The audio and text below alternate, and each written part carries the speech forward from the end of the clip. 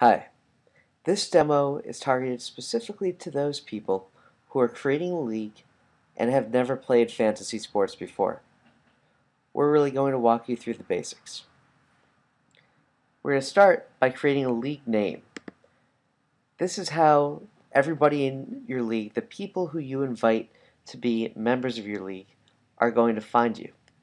So let's make it something memorable.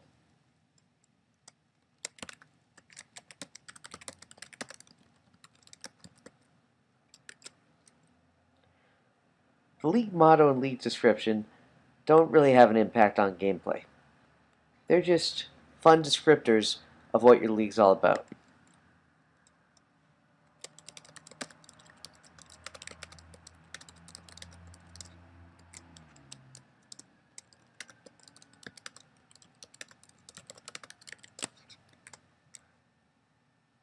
So I said this is going to be so much fun.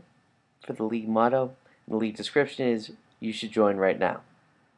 Next, you want to upload a league logo. You can choose from our league logos, or you can upload one of your own. Next, you have to select a scoring type, and there's only one available right now, head-to-head. Let's talk for a moment about what that means. It means that once you draft rosters for every team in your league, and we'll talk about what that means in a moment, you're going to play head-to-head against each person in your league. So let's say that you and I are in a league together along with maybe 4 of our friends and colleagues. You and I would play against each other over a 2-week period, and each of our teams, our rosters of 10 political figures, would be accruing points in real time based off of their real-life actions and our roughly 30 different scoring criteria. At the end of that 2-week period, you have a certain number of points, I have a certain number of points. Whoever has more points wins. Over the course of a season, we play everyone in our league, accrue a win-loss record that drives us into playoffs and a championship. So that's what head-to-head scoring means. Next is league access. Right now, we're only offering private access. What that means is that everyone who plays the game right now either has to be creating a league or has to be invited to play. Since you're creating a league, you have to create a league password. Everyone who you invite to play will have to input that password in order to join your league.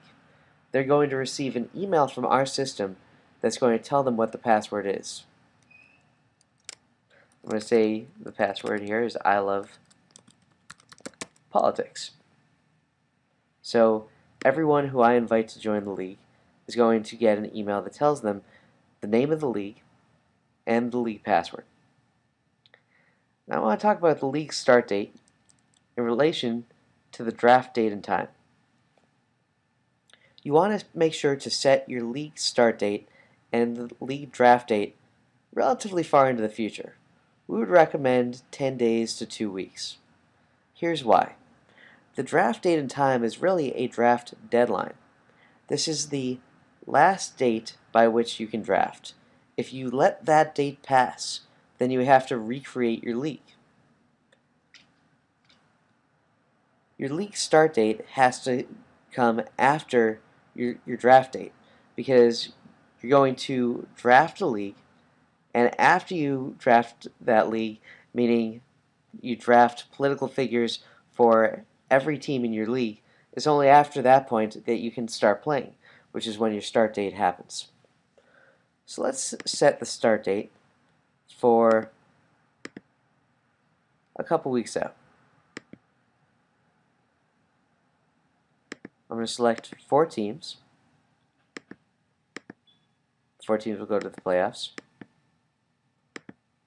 The only type of draft that we have right now is offline draft. We have a separate tutorial about how to do that. And then I'm going to set the draft date and time.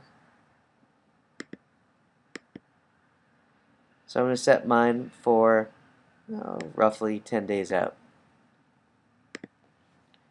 Now, what you should know here is that prior to completing your draft, everybody in your league has to join. So if you have a league of 8 people, all 8 of them will have to join in order for you to do the draft. And you, the league commissioner, are going to be responsible for drafting rosters for everyone in your league. The offline draft tutorial will walk you through how to do that.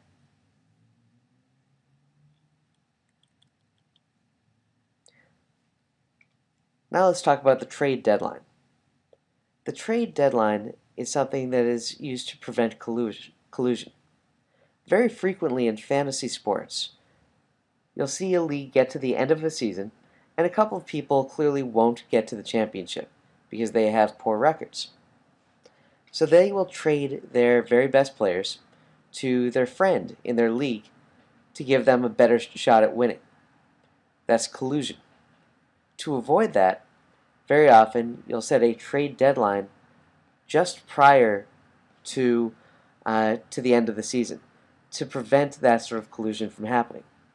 So here we can see when the league end date is. It's going to be August 30th. So I'm going to go ahead and set my trade deadline for a little bit before that.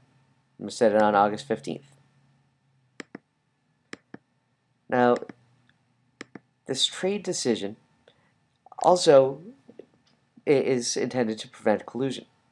The idea here is very simple. Every trade goes first to the commissioner of the league, that's you, the league creator, to take a look at and make sure that it's not happening as a result of collusion.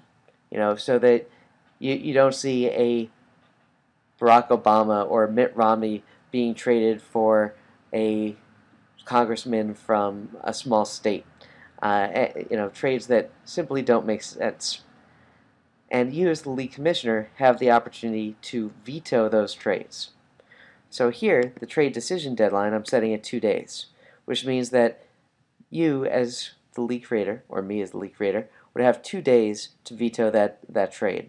If those 2 days pass and I don't veto it, then the trade goes through. Then I simply click Create. My league is created.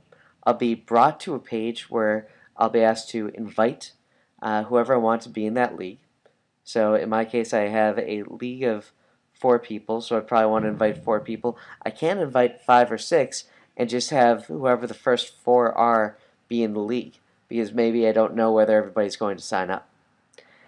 And then I would go into the process of making sure that my league gets filled, that all 4 teams get filled, and then I'd go and do the offline draft. And I'd watch the offline draft tutorial on our YouTube page to find out how to do that. I hope this helps. Thanks a lot.